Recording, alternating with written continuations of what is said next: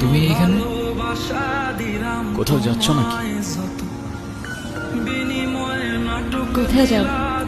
আমার তো যাবার কোনো জায়গা নেই। তোমার এই অবস্থা কেন? সবকিছু ঠিকঠাক আছে তো? আমার কিছুই ঠিক নাই নীরব। ওই রনি আমার লাইফটা একদম শেষ করে দিছে।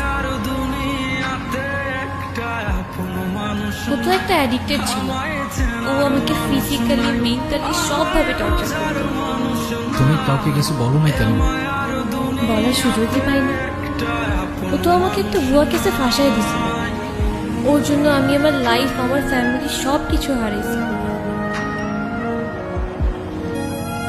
কিন্তু তখন আমি বুঝিনি, একটা ভুল মানুষকে অন্ধের মতো বিশ্বাস করছি।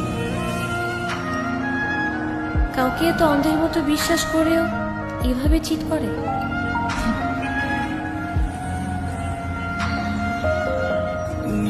দুনিয়াটা কি আজব, তাই না? বিশ্বস্ততার এই দামটা কেইবার বোঝে। আজকাল তো চিটাররাও চিট করে লয়ালিটি খোঁজে। এই নাও চকলেট। এই তোমার এই চকলেট কিনতে এত ভালো লাগে?